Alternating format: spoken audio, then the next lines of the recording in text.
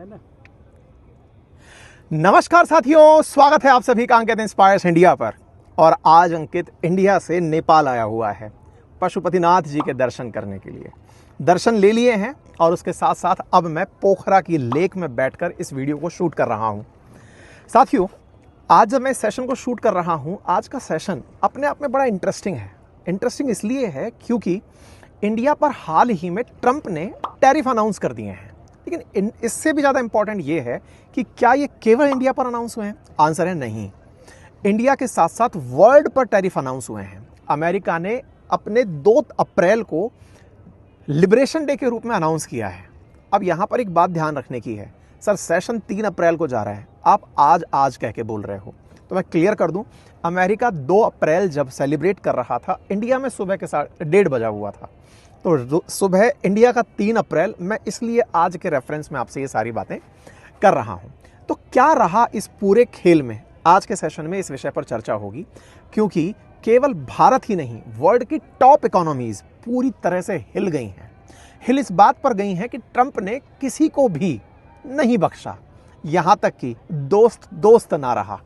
Australia, UK, Japan, south Korea, जो कभी US की अपने आप में एक्सटेंडेड टेरिटरी के रूप में ट्रीट की जाती थी, और तो छोड़िए, इजराइल तो सदमे में है कि यार इनके लिए तो मैंने पूरी तरह से टैरिफ मिटा दिए थे, भाइयों ने 17% टैरिफ हम पर भी लगा दिया है।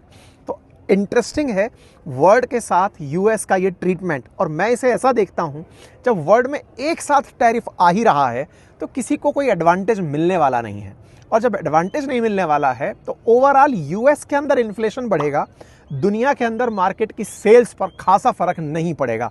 ये शुरुआती रुझान है, आने वाले समय में इसका डीप एनालिसिस भी होगा। तो चलिए शुरू करते हैं, एक एक पॉइंट बताते हुए कि ट्रंप ने अपने भाषण में कौन सी 6 इंपॉर्टेंट बातें कही। साथियों, ट्रंप ने अपनी कुल 6 बड़ी बातें कही, और उन बड़ी बातों में सबसे पहली सेटबैक की खबर ऑटो सेक्टर से आई। पहले तो मैं आपको यही ब्रेक करके बता दूं कि भारत पर 26% फ्लैट टैरिफ लगाया गया है। लगाना तो 52% चाहते थे। रहमदिल आत्मा ने कहा है कि हम फिलहाल आधा ही लगा रहे हैं। 26% टैरिफ लगाकर एहसान जो किया है, दुनिया को इन्होंने यही कहा है कि सुनो, थोड़ा 7 दिन का समय और देते हैं संभलने के लिए, क्योंकि ये टैरिफ 9 तारीख से एग्जीक्यूट जो होने वाले हैं। इतना ही नहीं, जिन देशों ने अमेरिका के साथ में बर्ताव बहुत ही मॉडेस्ट रखा हुआ था, उन सब पर भी बेसलाइन टैरिफ लाद दिया गया है। आसान भाषा में समझिए कि अगर अमेरिका भारत से खफा था कि भारत उस पर बहुत सारा टैरिफ लगाता था, एज ऑफ अमेरिका हम 52% टैरिफ वसूलते थे, तो अमेरिका बोल रहा है कि मैं एवरेज आउट करके आप पर 26% टैरिफ लगा रहा हूं। दैट मीन्स अगर इंडियन गुड्स यूएस में जा रही हैं तो वो 26% टैरिफ के साथ अमेरिकन्स को मिलने वाली हैं।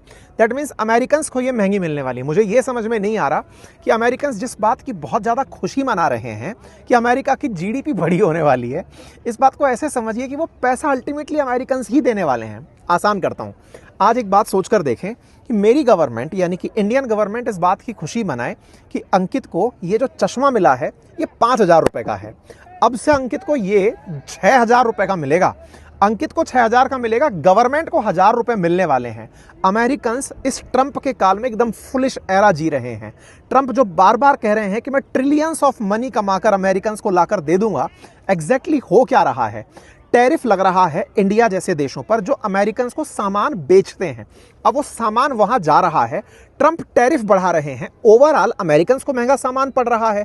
डायरेक्ट टैक्सेशंस और इनडायरेक्ट टैक्सेशंस पेबल तो अल्टीमेटली कस्टमर को ही होते हैं, और अगर कस्टमर ज़्यादा पे कर रहा है तो वो पैसा अमेरिकन से नहीं, इंडिया से नहीं वसूल रहा है, टेक्निकली वो अमेरिकन से वसूल रहा है। लेकिन उनका कहना है कि अमेरिकन्स जब ज़्यादा पैसा पे करने लगेंगे तो लॉन्ग रन में वो महंगाई की जगह खुद से मैन्युफैक्चर करने पर फोकस करेंगे। क्या आपको लगता है जो इतने दिनों में बनी हुई दुनिया भर के देशों में फैक्ट्रीज हैं, या इतने सारे इन्वेस्टमेंट हब्स या मैन्युफैक्चरिंग हब जो डेवलप हुए हैं, भारत जैसे देशों ने एक्सक्लूसिव इकोनॉमिक जोन या फिर SEZ जैसी अर्थव्यवस्था के अंदर इकाइयां स्थापित की हैं, वो रातों रात बन जाएंगी?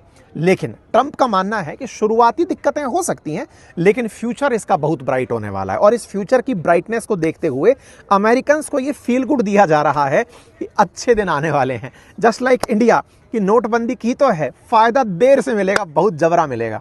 खैर, नो कमेंट्स। फिर से लौटता हूं, तो अमेरिका ने अगर ये कहा है कि वो मेक अमेरिका ग्रेट अगेन करने निकला है, तो ये अमेरिकन की बहुत बड़ी भूल होने वाली है या नहीं, ये पता चलेगा ट्रंप के 4 साल के बाद के शासनकाल में। जो आने वाले राष्ट्रपति, आप कहेंगे ट्रंप ही आ गए, तो अमेरिका के राष्ट्रपति 2 ही बार आते हैं, फिर से नहीं आते हैं। ऐसे में जो भी नया राष्ट्रपति होगा, क्या वो दुनिया के देशों के साथ इसी तरह का बर्ताव रखेगा, या फिर ये काल जो टर्मोइल काल है, ये अमेरिका के लिए बहुत बड़ी नुकसानदायक स्थिति पैदा करेगा। आगे बढ़ते हैं। अमेरिका ने एक खेला जो खेला कि दुनिया भर के देशों ने जो उस पर टैरिफ लगा रखा है, उसका 50% वो सब पर लगाएगा। वेयर एज जो लोग टैरिफ नहीं लगाते थे, जो ये मानते थे कि नहीं सर आप पर हम टैरिफ नहीं लगाएंगे, आप तो जहां पनाह हो, तो ऐसे देशों पर भी उसने 10% टैरिफ नाप दिया है। यानी कि एक तरह से दुनिया को जिस चीज के लिए ट्रंप टोक रहे थे कि तुम लोग हम पर टैरिफ लगाते हो, हम तुम पर टैरिफ लगाएंगे, तुमने हमारा बहुत एडवांटेज ले लिया, आज उन्हीं देशों को एक और चीज देखनी पड़ रही है कि जो अमेरिका पर कतई टैरिफ नहीं लगा रहे थे, उन्हें भी बेसलाइन टैरिफ 10% का लगा दिया। इंटरेस्टिंग फैक्ट बताता हूं, ऑस्ट्रेलिया के पास में एक मैकडोनाल्ड करके आइलैंड है, वो है अंटार्कटिका में, अंटार्कटिका के किनारे पर है, इंडियन ओशियन में स्थित है। हो यह गया कि वहां पर केवल और केवल समुद्री जीव जंतु, सील और पेंगुइन जैसी चीजें पाई जाती हैं, इंसान है ही नहीं, उस पर भी 10% टैरिफ एप्लीकेबल हो गया। इस बात को ऑस्ट्रेलिया के पीएम ने मजे लेते हुए कहा कि अब दुनिया का कोई जगह नहीं बचा जहां अमेरिका टैरिफ नहीं लगा रहा होगा। खैर, ऑस्ट्रेलियंस बेचारे बहुत दुखी हैं, क्यों ना हो, क्योंकि ऑस्ट्रेलिया तो हमेशा अमेरिका का पिछलग्गू जो रहा है। ऑस्ट्रेलिया के पीएम का यह कहना दुनिया का कोई देश है, कोई जगह ऐसी नहीं बची जहां पर ट्रंप ने टैरिफ ना लगाया हो, यह अपने आप में बड़ा ही सरकास्टिक व्यंग कमेंट है।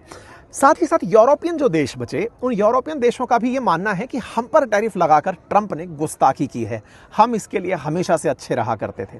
एनीवे, इफेक्ट्स को हम आने वाले समय में इन सब की प्रतिक्रियाओं से देखते रहेंगे, तत्काल प्रभाव से क्या रहा और किस देश पर कितना टैरिफ लगा, मैं एक बार के लिए आप उन सभी टैरिफ्स को बोलकर सुना देता हूं। जनरली जो देश इनके अपने थे, उन पर टैरिफ की जो लिस्ट निकल कर आई, मैं एक बार के लिए आपको साझा करता हूं। अपने के नाम पर जब मैं चाइना का नाम लूं, तो कृपया करके सरप्राइज मत होइएगा, बिकॉज चाइना, मैक्सिको, कनाडा, ये लगभग 1.5 ट्रिलियन US डॉलर का एक्सपोर्ट अमेरिका को किया, या कि ये 1.5 ट्रिलियन अमेरिकन डॉलर का ट्रेड किया करते थे। ऐसे में चाइना जो 67% टैरिफ लगाता था US गुड्स पर, उसे 34% टैरिफ पेबल होगा।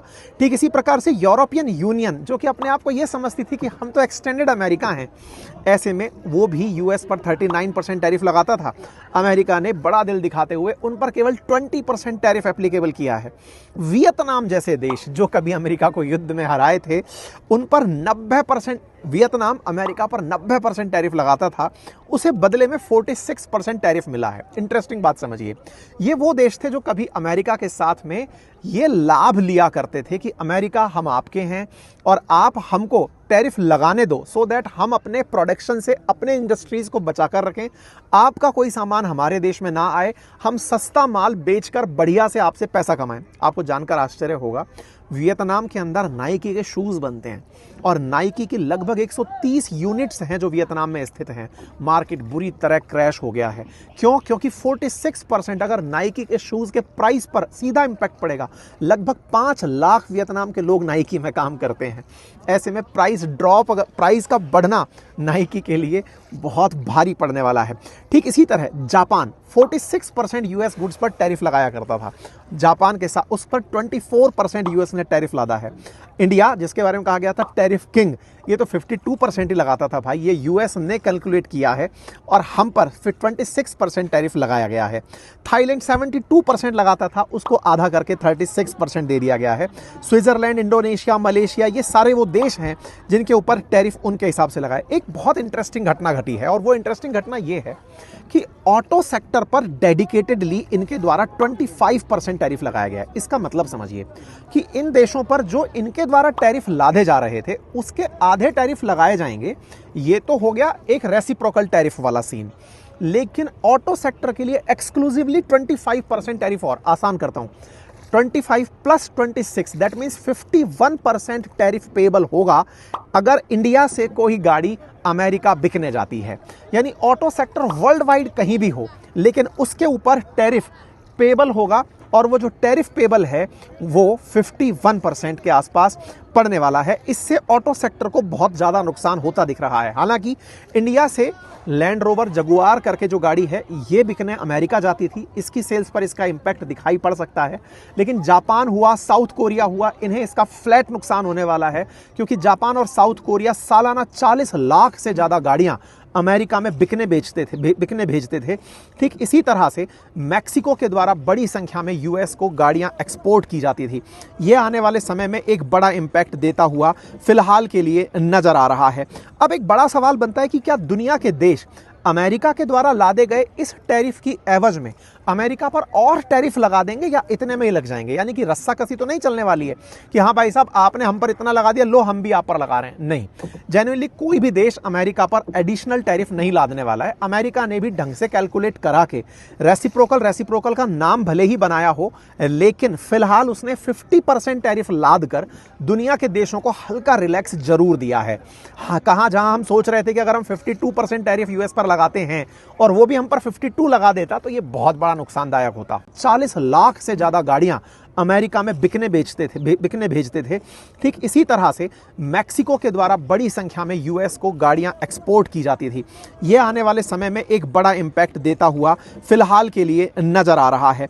अब एक बड़ा सवाल बनता है कि क्या दुनिया के देश अमेरिका के द्वारा लादे गए इस टैरिफ की एवज में अमेरिका पर और टैरिफ लगा देंगे या इतने में ही लग जाएंगे? यानी कि रस्साकसी तो नहीं चलने वाली है कि हाँ भाई साहब आपने हम पर इतना लगा दिया, लो हम भी आप पर लगा रहे हैं। नहीं, जेन्युइनली कोई भी देश अमेरिका पर एडिशनल टैरिफ नहीं लादने वाला है। अमेरिका ने भी ढंग से कैलकुलेट करा के रेसिप्रोकल का नाम भले ही बनाया हो, लेकिन फिलहाल उसने 50% टैरिफ लाद कर दुनिया के देशों को हल्का रिलैक्स जरूर दिया है। हाँ, कहाँ जहां हम सोच रहे थे कि अगर हम 52% टैरिफ यूएस पर लगाते हैं और वो भी हम पर 52 लगा देता तो ये बहुत बड़ा नुकसानदायक होता। हो सकता है बाकी बचे 50% को अमेरिका आने वाले समय में बार्गेनिंग करने के अंदर यूज करे। अब सवाल यह आता है दुनिया वाले इससे कैसे निपट रहे हैं और दुनिया की प्रतिक्रियाएं क्या हैं। अगर हम बात करते हैं जापान की, तो जापान बोल रहा है कि हम इस चीज के लिए WTO लेकर जाएंगे, वर्ल्ड ट्रेड ऑर्गेनाइजेशन। वैसे दुनिया के जितने भी ये इंस्टीट्यूशंस हैं अब ये फिलहाल के लिए यूजलेस से ही नजर आ रहे हैं, चाहे यूएन की बात हो रही हो या फिर WTO की बात हो रही हो, ये सब फिलहाल के लिए गौण हैं। लेकिन हाँ, अगर ट्रंप बोलते हैं तो लोग उनकी बात को सुनते हुए नजर आएंगे। ठीक इसी बीच में यूरोपियन यूनियन इसको गलत बताते हुए नजर आ रहे हैं। एंथनी एल्बनीज जो ऑस्ट्रेलिया से हैं वो इसे अनजस्टिफाइड बताते हुए नजर आ रहे हैं। स्पेनिश काउंटर पार्ट जो है पेड्रो सैनेज, वो बोल रहे हैं कि वो आने वाले समय में दुनिया के लिए खुला बाजार उपलब्ध कराएंगे। आने वाला समय वाकई में बहुत ज़्यादा इंटरेस्टिंग होने वाला है, क्योंकि EU ट्रंप से कह रहा है कि आओ ना थोड़ी बात कर लेते हैं हम ट्रेड को लेकर के, टैरिफ को लेकर के। चाइना इस बात को लेकर के ऑलरेडी चिढ़ा हुआ है। उसने कहा है कि तुमको हमारी तरक्की से दिक्कत है, लेकिन फिर भी आधा टैरिफ लगा करके भी माल तो हमसे ही लोगे ना। अचानक फैक्ट्रीज स्थापित नहीं हो जाती हैं। मर्सिडीज, BMW जैसी गाड़ियों के एक एक दिन में कारखाने नहीं बनते हैं। अगर आज से रेसिप्रोकल टैरिफ आता है, हालांकि 9 अप्रैल से रेसिप्रोकल टैरिफ की डेट अनाउंस इन्होंने की है। भारत क्या कर रहा है?